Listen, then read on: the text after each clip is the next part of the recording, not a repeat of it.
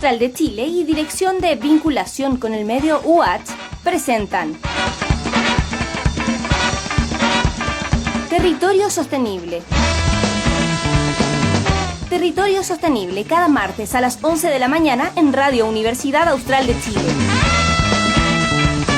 Con ustedes, Henry Azurmendi, Ricardo Millán y Pablo Díaz.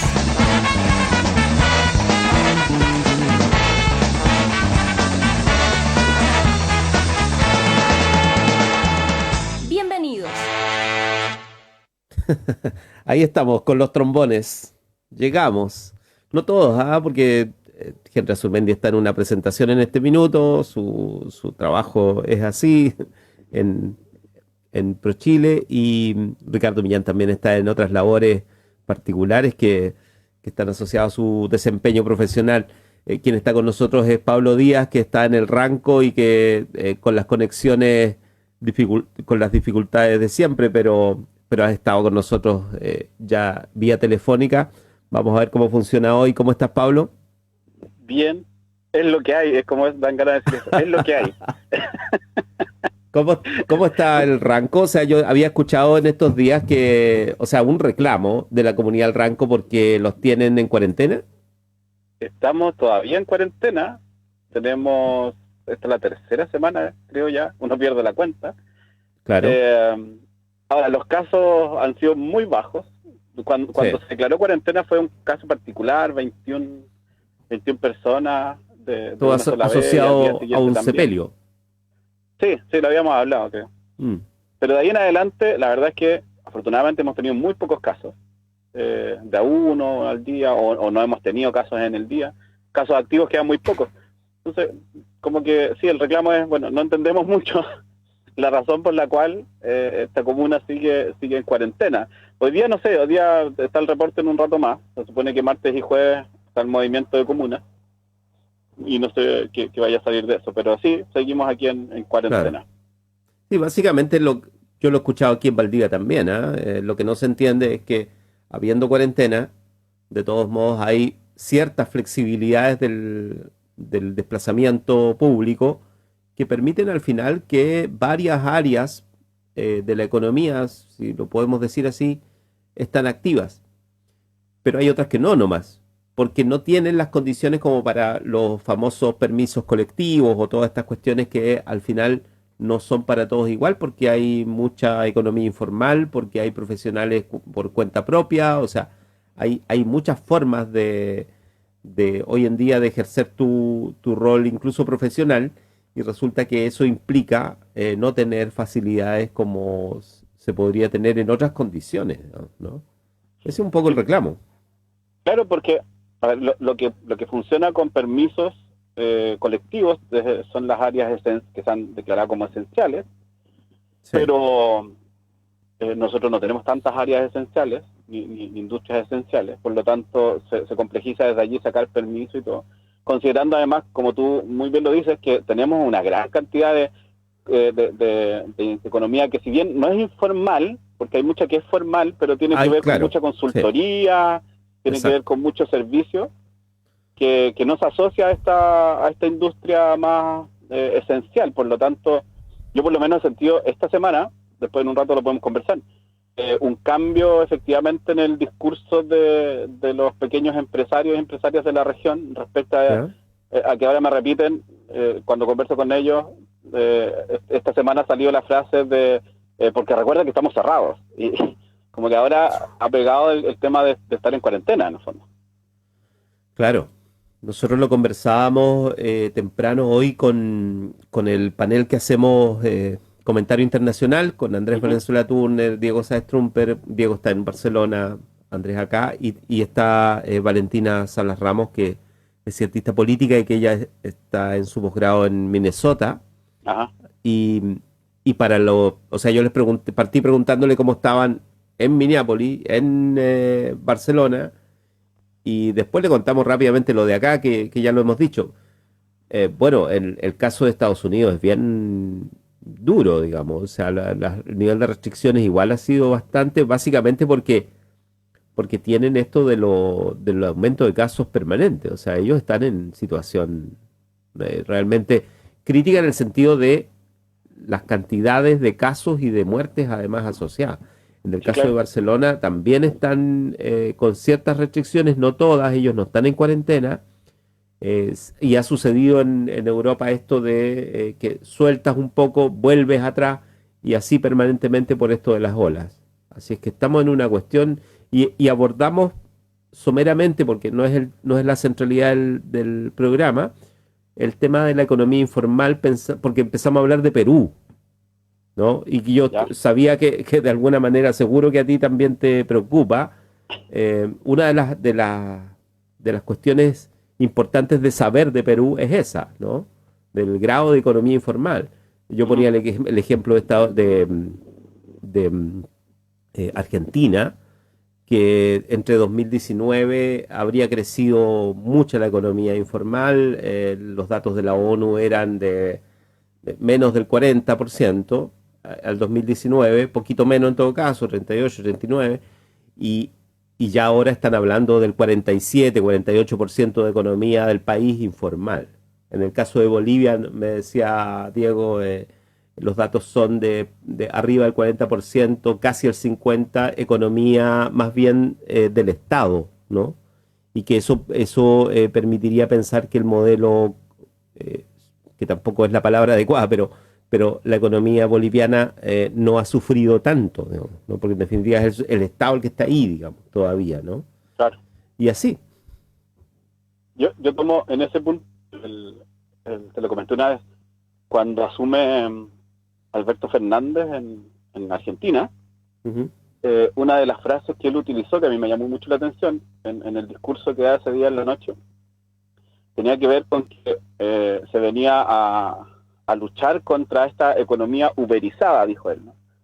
Y se refería a ese tipo de falacia que tenemos en muchos países, y que parece que en Argentina en ese momento se daba montones, que tenía que ver con pensar que las personas que trabajaban, por ejemplo, en el delivery, con las condiciones que después hemos ido sabiendo que tienen, eran empleados formales, ¿no?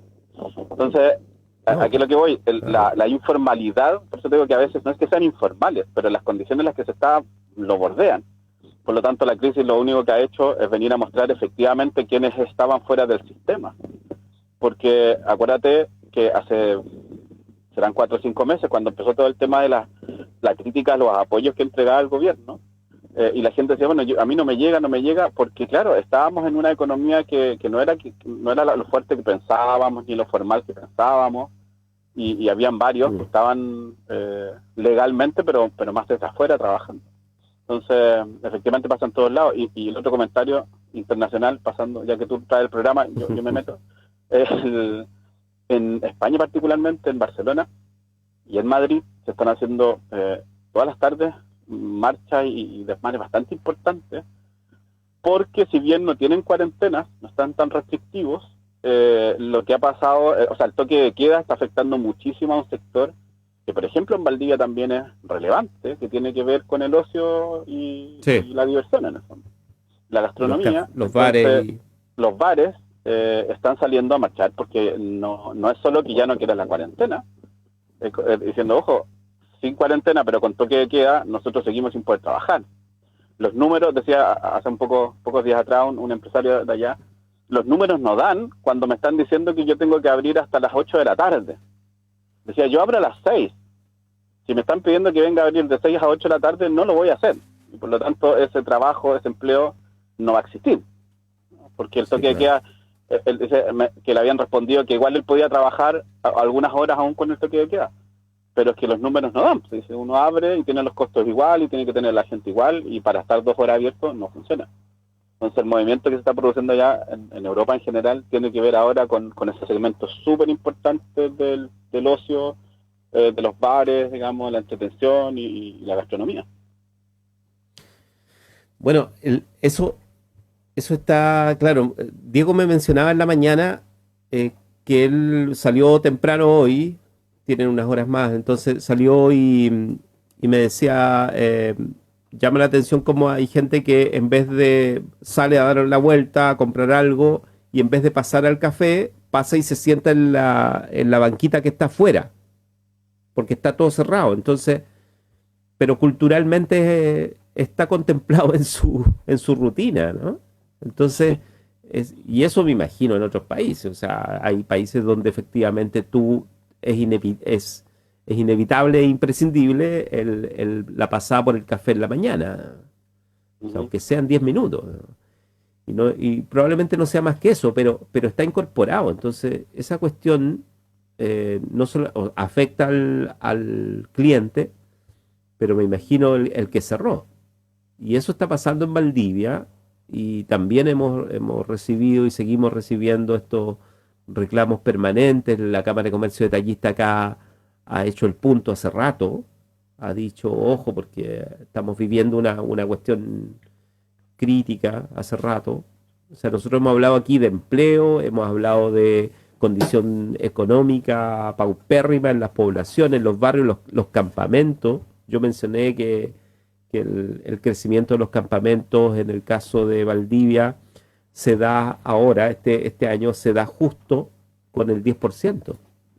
Esto me lo comentó gente que trabaja en esto todos los días, digamos. O sea, que tiene que asesorar la vida un poco de la gente en los campamentos. Me decían, mira, si el aumento se dio justo después del 10%, porque la gente no tenía nada, no tenía trabajo, y más encima estaba de allegado. Entonces, con el 10% compraron los palos necesarios para montar una pequeña casa, que acá no puedes construir una mediagua con nylon, digamos. Acá tienes que ponerle zinc un poco, unas latas, o sea, tienes que parar una cosa un poquito más estable, ¿no? Más sólida, claro.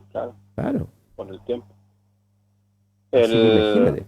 Mira, el tema de la gastronomía, yo tengo una reflexión que quizás es cruda, pero yo le digo a mucha gente que nosotros no vamos a saber el impacto de la pandemia en la región de Los Ríos, en Valdivia en particular, hasta que termine el toque de queda.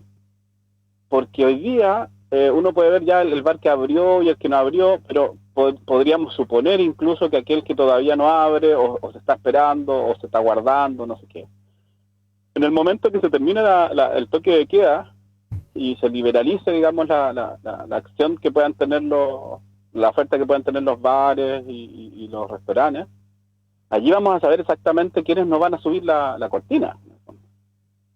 Hoy día todavía lo que vemos es una parte, no sabemos en la realidad lo que hay debajo. Algunas cosas nos dan luces, por ejemplo, esta asociación gremial que se ha formado de las empresarias y empresarios en Valdivia, del comercio local y el turismo, o sea, del ocio y la gastronomía. Ellos decían que cuando partieron tenían un número X y hoy día hay un 30% menos de empresas que están funcionando o que van a poder funcionar. Es un tercio de la economía de la capital regional, por lo menos. Es bastante importante un número como ese. No lo digo obviamente por el número, sino que por el impacto que causa detrás en tanto los que son propietarios y hicieron la inversión, muchos de ellos, como siempre te lo dicen, la inversión de la vida, pero también por los empleos. No es tan simple en un escenario como el que tenemos hoy día decir que esta gente se va a buscar otros lugares en la misma industria, porque ya sabemos que está golpeada, pero tampoco es tan rápido que se transforme y tenga las capacidades para ser absorbido en otro tipo de industrias, ¿no? Un poco a veces nos empujan a eso, a que no, mira, es que lo que pasa es que hay una industria que le va muy bien, como tiene que ver con la del delivery. En el momento que esta gente no pueda trabajar ahí, el delivery va a estar medio ocupado, digamos.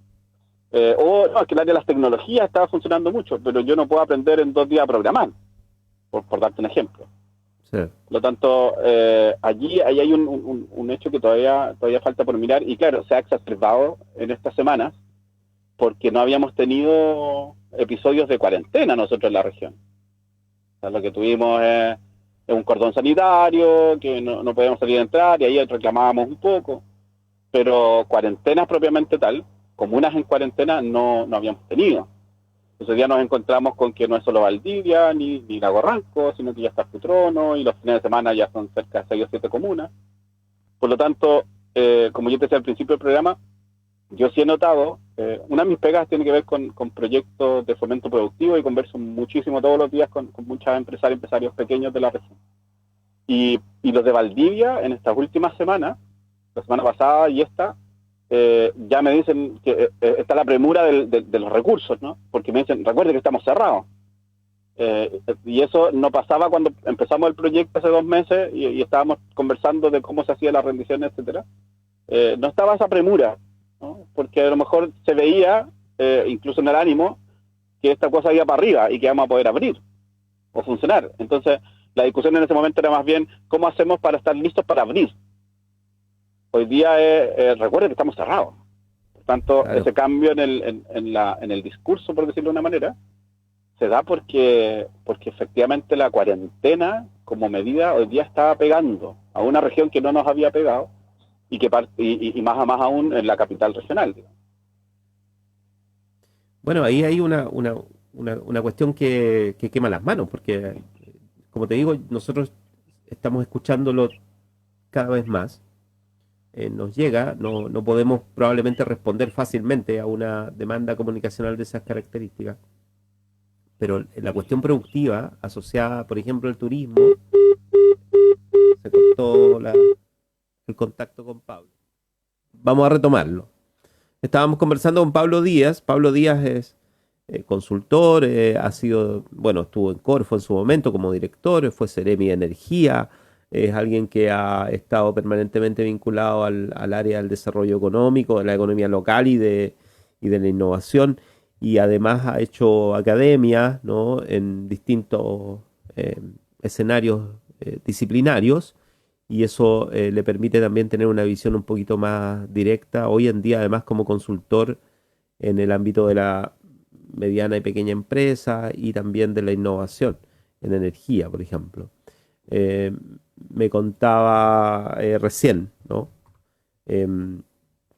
Ya lo comentaremos después al aire porque está en este minuto votando, digamos, está el diputado el diputado Rosa, ¿no?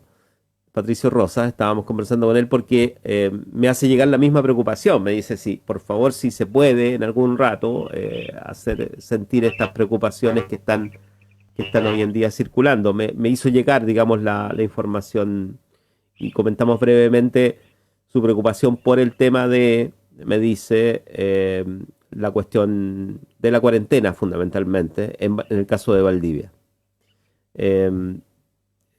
Va a ser difícil que nos conectemos ahora, pero en algún rato ya lo conversaremos. Además, me cuenta, porque están en el presupuesto. Pablo, ¿estás por ahí ya, no? Volví. Ahí está, sí, porque se escuchaban los pajaritos. No sabía si era yo. Si era mi cabeza. Enamorando nuevamente, dijiste. Claro. Y la conversación que refería... Lejos, pero ya por lo menos nos estamos escuchando de nuevo. Sí, estaba refiriendo a que el diputado Rosa me envió recién un contacto y me comentaba que están votando, digamos, entonces están trabajando sobre las partidas. Entonces, ayer me dice que intentaron rechazar partidas de salud, ciencia, educación y del IFE, del ingreso familiar de emergencia, para que se pudiese subir, ¿no? Entonces hacen esta estrategia de rechazan para que el gobierno se vea obligado a aumentar los montos en esos ítems. Pero no se pudo rechazar. De hecho, ahora están ingresando, la otra vía es las indicaciones en las glosas, ¿no? O sea, meter una indicación para aumentar los presupuestos. Está muy, muy dura la discusión sobre el presupuesto nacional, Pablo. Pablo, ¿me escuchas? Ahí sí. Mira. Sí, te mencionaba la discusión del presupuesto nacional. Sí lo escuché. Lo que estaba pensando era que, a partir de lo que tú dices, de lo que está pasando en el Congreso, que en los últimos días, la última semana pasada, estaba leyendo varias noticias de distintos lados. Podrían ustedes también conversarlo ahí en lo internacional. Estamos obviamente en todos los países en este proceso de presupuestos nacionales. Y yo diría que nos estamos encontrando con lo que la economía más pura, como partimos este programa alguna vez, tiene, que son estas dos posiciones de decir, bueno, viene el tiempo de crisis y un bloque dice, de aquí nos vamos en su vida económicamente y por lo tanto hay que hacer lo que se llama el retiro del estímulo, ¿no? O del apoyo. Y otros países, que hay un bloque grande que está diciendo, mira, esta crisis va a continuar, porque con vacuna, sin vacuna, esto va a continuar, por lo tanto es necesario que nosotros pongamos incluso más estímulos. Y dentro de ese segundo bloque incluso hay una mirada un poco más fina, que dice, queremos ponerle más recursos a aquellos sectores que en general en una crisis pierden recursos. Y me refiero, por ejemplo, a la ciencia y la educación. Estaba mirando ayer unos números de España, donde decían que en esta negociación que están haciendo el presupuesto, habían aplicado una lógica económica distinta, sobre todo en el sector de investigación. Y que en vez de quitarle presupuesto a las universidades, y me acordé por un poco, estaba mirando las reacciones, por ejemplo, del rector Vivaldi en la Universidad de Chile. Nosotros, decía yo, en Chile discutiendo sobre que le van a bajar el financiamiento a las universidades, mientras que en otros países están diciendo es muy necesario que existan más recursos aún, no solo para la economía, sino que también para la investigación y la ciencia, porque ambas se van a tener que reunir durante el próximo año para encontrar soluciones distintas. Entonces estamos en una temporada, por decirlo así, que se demora 1 mes, 2 meses, de presupuestos nacionales, en donde, insisto, vemos lo más puro de la economía. Aquellos que dicen, bueno, la economía por sí misma va a recuperarse y por lo tanto dejémosla que funcione. Y los otros que dicen, bueno, nosotros tenemos que estar presentes todavía porque falta mucho camino por recorrer.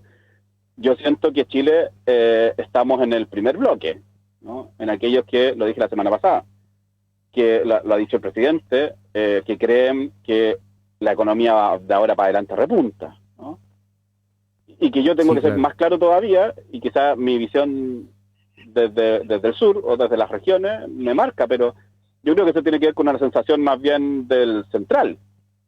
Ya que las comunas de la región metropolitana están saliendo de cuarentena, la economía vamos, ¿no?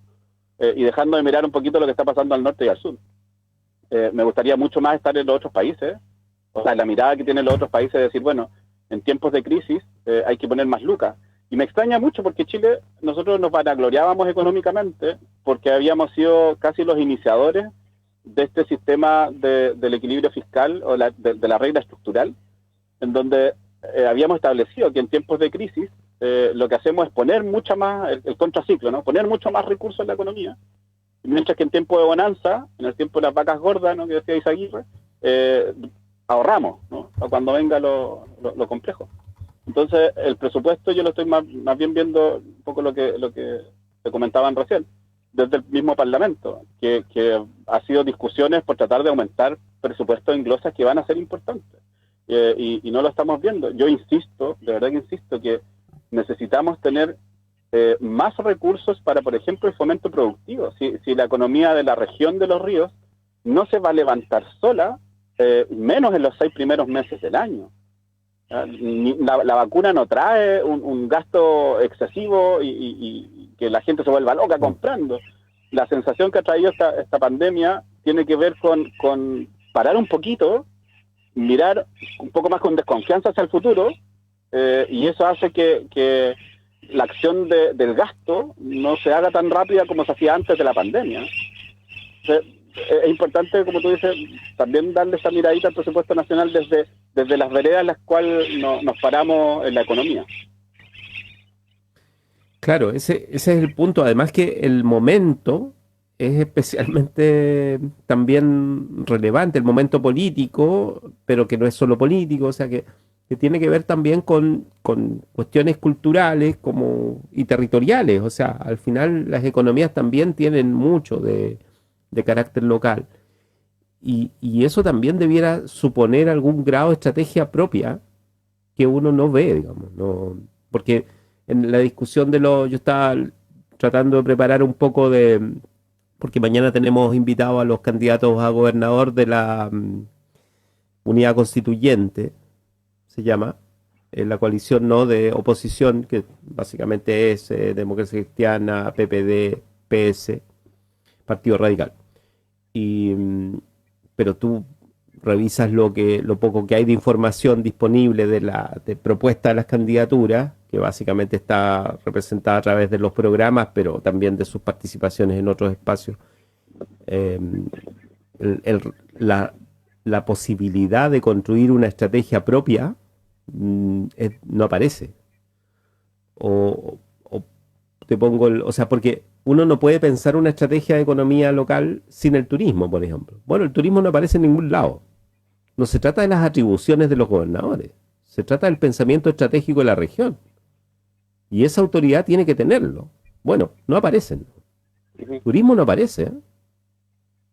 No aparece nunca. O sea, es como si tuviéramos que dar más bien declaraciones de intenciones muy generales y evitar precisamente lo que al final va a tener que responder toda esta gente que está postulando a cargo. O sea, el día de mañana van a tener que entrar y decir, este es el plan.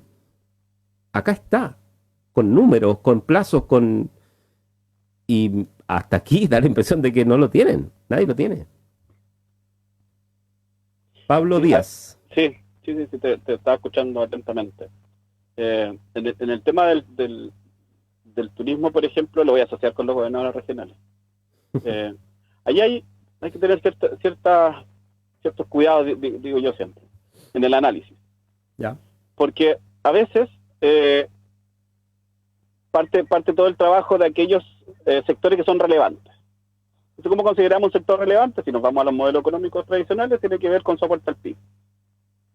Y la región de los ríos del turismo no es relevante en el aporte al PIB, ¿no? Claro. Porque tenemos actividades extractivas que son más importantes.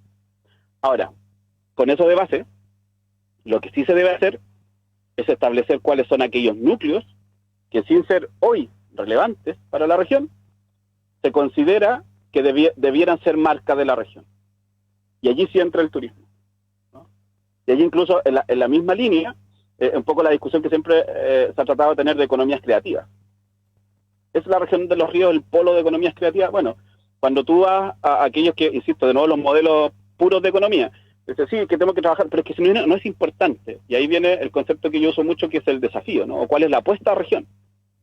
Porque, y doy este ejemplo siempre, si uno dice hace 15 años atrás, iba de la locura del mundo a presentar un programa para fortalecer la cerveza regional, entonces, pero si no es relevante, tenemos una cervecera grande, ¿no?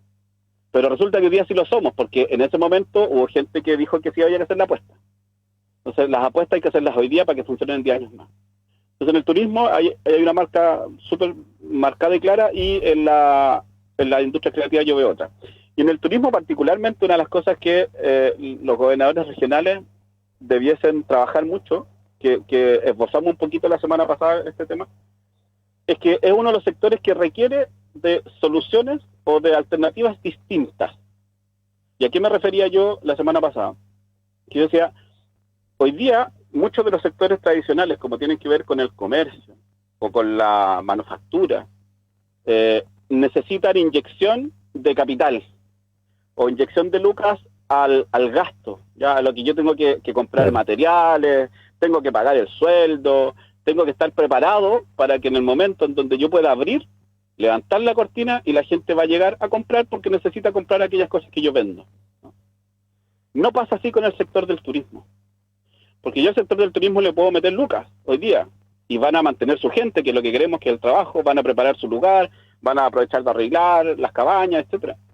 Pero cuando se levante o se abran las puertas de esa cabaña, arregladita y con la gente esperando, no es tan simple que una persona en contexto de pandemia vaya a tomar el servicio del turismo. Por lo tanto, ¿qué es lo que yo esperaría de la conversación de los gobernadores y candidatas y candidatos a la gobernación regional? Que sepan mirar el contexto económico de una manera diferenciada. Porque ¿cuáles son los instrumentos hoy día que tenemos que entregarle al turismo? El otro día decíamos, por allí, bueno, hay otros países que lo están haciendo, que tiene que ver con un incentivo a la demanda del turismo. Y al incentivo de la demanda del turismo local, decía, por ejemplo, Ricardo. Y que en eso estamos súper de acuerdo. Sí. Porque tienen lógicas distintas nomás. Entonces, yo espero, y esto independiente de los candidatos que estén, yo lo que sí espero que la gobernación regional como institucionalidad nos permita por fin tomar decisiones regionales con estas características propias de la región. Claro. ¿Por qué no podemos hoy día hacer un instrumento súper válido de fomento productivo para el turismo? No, tiene que venir uno del nivel central. ¿Y por qué te digo yo que es distinto? Porque, por ejemplo, los instrumentos hoy día, que si bien sirven, eso no lo voy a negar y lo he dicho desde el principio, por ejemplo, apuntan a que parte del subsidio se vaya a digitalización. La página web, las redes sociales. Y tú miras en el entorno del turismo de la región de Los Ríos, y no todos, no por la capacidad que tenga o no la empresaria o el empresario de tener redes sociales, sino que hoy día lo que más requiere, por ejemplo, es tener esta promoción más física para la gente que vive en el sector o que vive en las comunas aledañas. Entonces, hoy día esa flexibilidad que leía en el diario de la Seremi, yo en eso tengo que discrepar con la Seremi. Hoy día los instrumentos nacionales nos dejan poca flexibilidad. Y cuando en la región tenemos pilotos como el Fomento de los Ríos, de que algo más de flexibilidad da, igual es cuestionada. O no es tan apoyada como a mí me gustaría. Entonces eso sí esperaría esa discusión. ¿Cómo enfrentamos cuáles son los sectores de día que son importantes para la región, pero cuáles son las apuestas? ¿Ya? Porque ahí no hay que confundir lo que es hoy día un sector económico con lo que podría llegar a ser un sector económico. Eso sí es distinto. No, estamos conversando con Pablo Díaz aquí en Territorios Sostenibles, en Radio Universidad Austral de Chile. Matías Fernández, consejero regional, nos envió un saludo. El día lunes, de hecho, estuvimos hablando un poco de esto, ¿eh? Y sin mucha, un poco en el mismo tono, digamos, ¿no? Sin mucha expectativa respecto del liderazgo, ¿no? Y eso es lo que está faltando. Hace rato, además, esto ya parece majadería, pero cuando uno habla de liderazgo no habla de una persona o dos, digamos. O sea, de hecho, lo que conversábamos el lunes con Matías era que yo le decía, imagínate que el gobierno próximo probablemente, lo más probable es que sea de la oposición actual, ¿no? O sea, si no es así es porque estamos en qué mundo, digamos, ¿no? O sea, dado que los niveles son tan bajos de aprobación del actual gobierno. Si es así, el delegado presidencial de esta región va a venir de la oposición, probablemente de los mismos actuales candidatos a gobernadores. Entonces, ¿de qué estamos hablando? O sea, si al final se trata de la misma gente, digamos. Y si esa gente no aprovecha este momento, no para decir, mira, el día de mañana vamos a tener que discutir acerca de quién es el dirigente máximo de esta región, sino que ponerse a discutir de esto, digamos, porque al final van a ser todos ellos igual. Claro, y sobre todo, lo que tú dices de discutir, yo solo te interrumpo para eso, porque lo había dicho. Yo creo que esta gobernación regional, el primer periodo, va a ser súper dura en cuanto a las discusiones, porque es un cargo nuevo, y que, para que la gente lo sepa, o sea, cuando tú hablas de la delegación regional, presidencial, es otra figura que lo que va a hacer es coordinar, por ejemplo, a los Ceremis, que van a tener una línea distinta a la que puede tener la gobernación regional. Entonces, claro, ese liderazgo, insisto, como autoridad, va a ser súper necesario, y aquí me quedo solo en lo económico, que insisto, es el área que conversamos en este programa, pero para poder definir y separar, o sea, ¿cómo yo le voy a decir a la Seremi o el Seremi de Economía que queremos hacer un programa regional? Y me va a decir, sí, pero es que las platas las tengo yo. No, pero es que yo tengo platas en la región, pero necesito al ministerio. Bueno, y el ministerio te va a decir, es que yo tengo la agenda nacional. Esas discusiones de los primeros años van a ser... O sea, yo la verdad es que espero que sean fuertes, claro, para que podamos lograr cosas interesantes y buenas. Pero sí, efectivamente, ese liderazgo se va a tener que dar en base a discutir mucho, porque si no, las agendas paralelas, lo único que van a hacer es mostrarle a todos, en este caso de mi segmento de interés que tiene que ver con las pymes, que no hay una mirada clara. Yo rescato mucho lo que acabas de decir, que no tiene que ver con el liderazgo, no tiene que ver con una persona, sino que tiene que ver con la idea y la mirada que exista y que sea clara, y que sea compartida, y sobre todo que sea accionada por otros, ¿no? Y este proceso de gobernación regional va a tener esa dureza del primer periodo, ¿no? Y yo económicamente, insisto, sobre todo porque va a tocar en un contexto de pandemia todavía. Sí. Voy a ser majadero con este cuento, porque uno va mirando lo que pasa, la situación que pasa en otros lados, y lo que está pasando también en Chile. Y nosotros, independiente con vacuna, sin vacuna, la situación de pandemia va a seguir siendo igual. igual.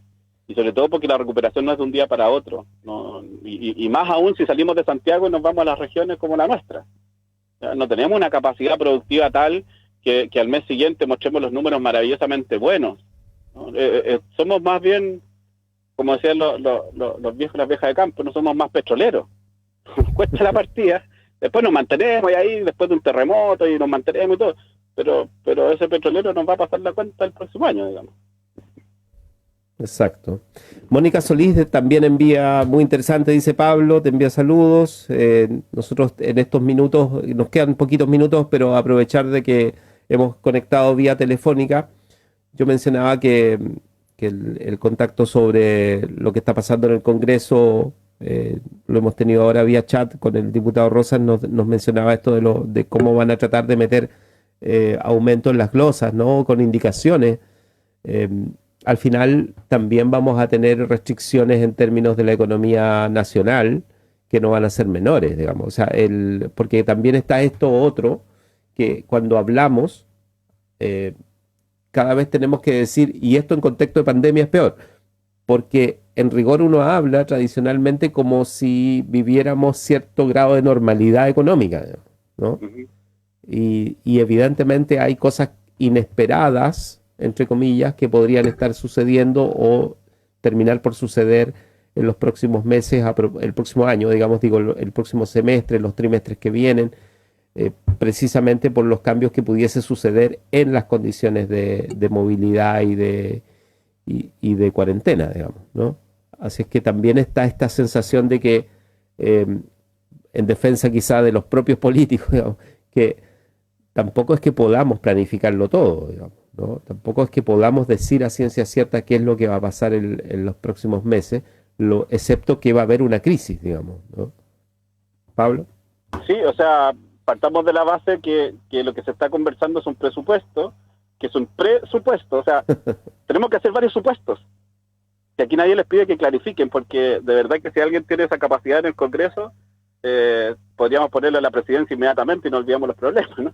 Como en Perú. Lo único que se pide es que en la mesa los supuestos estén con base en lo que está sucediendo y en lo que han proyectado expertos, en lo que también conversamos con la gente en los territorios, que los supuestos no partan solo de una oficina en la calle Moneda, ¿no?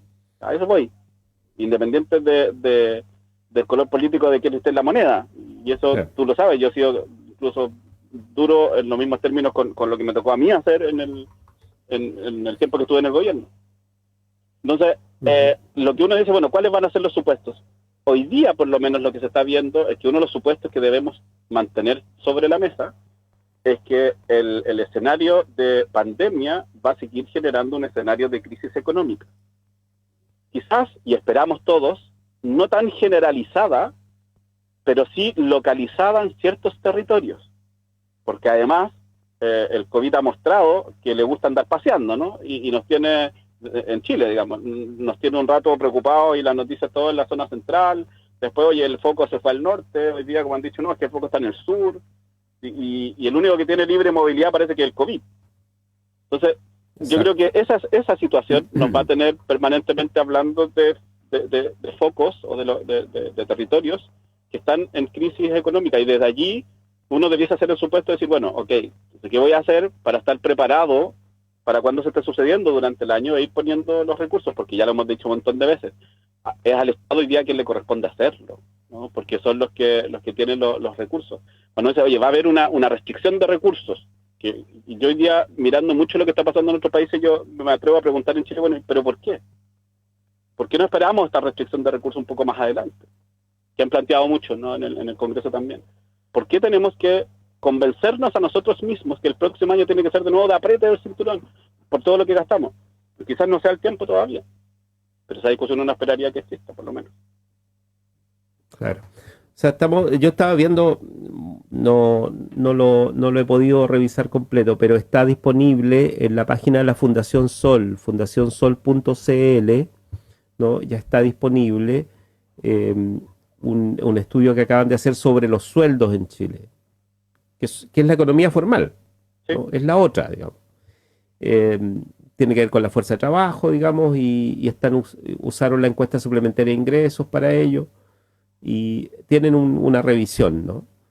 O sea, en general hay una cantidad de datos y todo ello, pero me llamó la atención uno que decía que de los ocupados en Chile, hay un dato que nunca lo había visto, digamos, dice, ¿quiénes no podrían sacar a su familia de la pobreza? O sea, si es que caen bajo la línea de la pobreza, con el ingreso que tienen, ¿quiénes no podrían sacarlo? Bueno, en términos porcentuales, está separado entre hombres y mujeres, el 62% de las mujeres que tienen remuneración hoy en día no tienen posibilidad de sacar de la pobreza a su familia si es que caen en ella.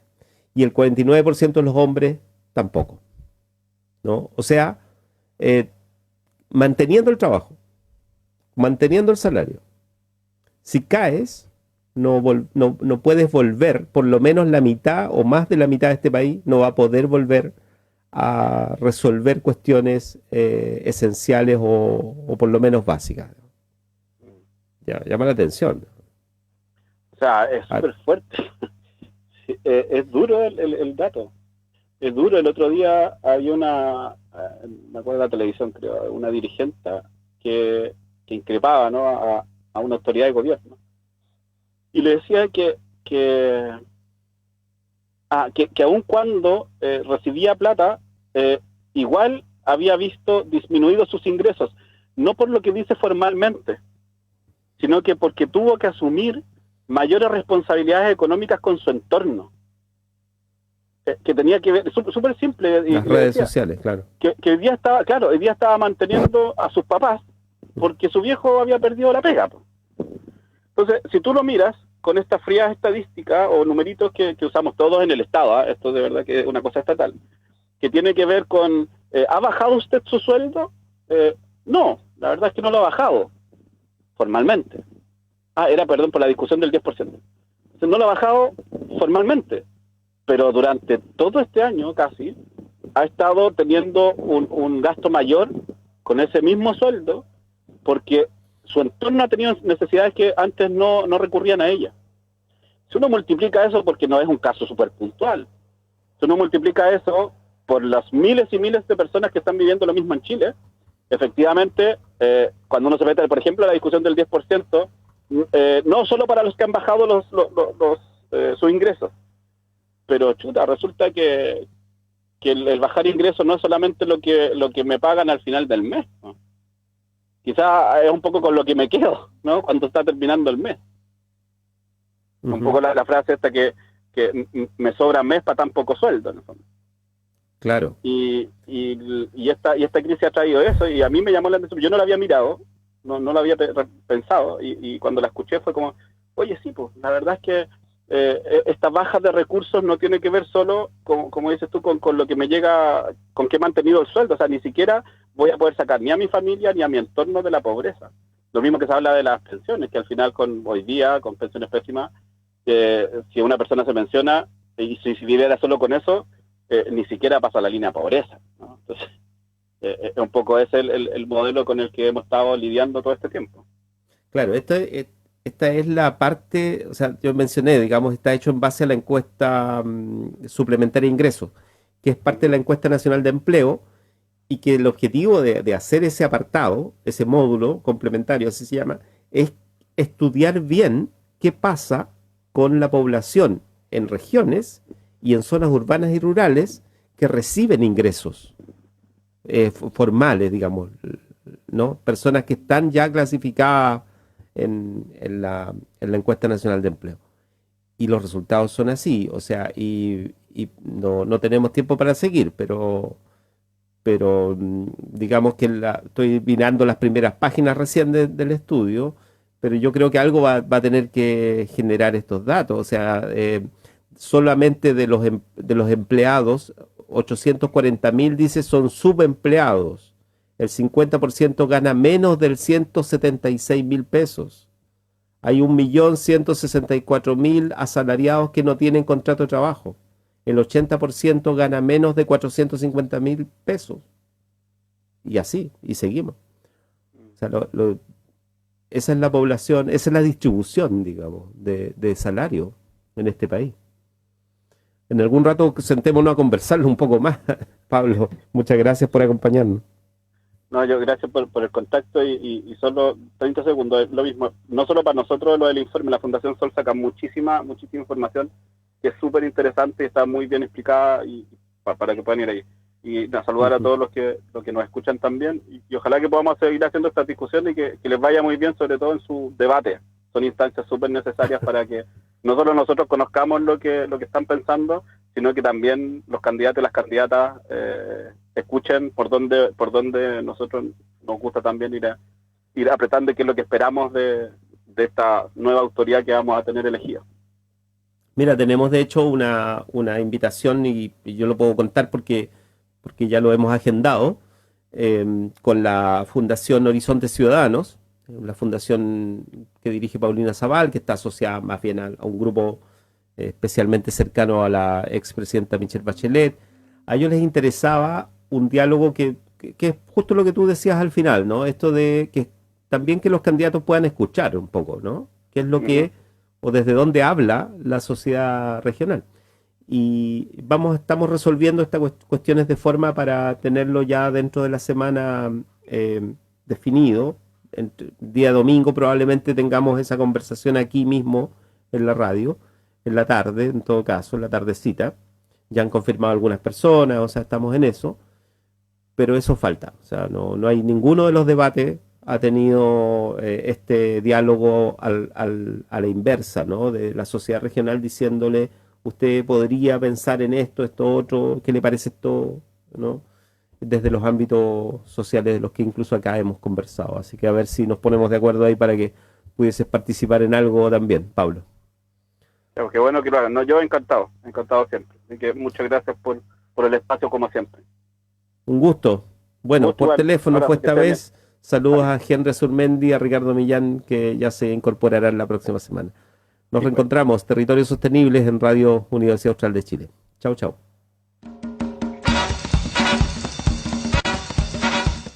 Radio Universidad Austral de Chile y Dirección de Vinculación con el Medio UAT presentó Territorio Sostenible. Nos volvemos a encontrar cada martes a las 11 de la mañana en Radio Universidad Austral de Chile.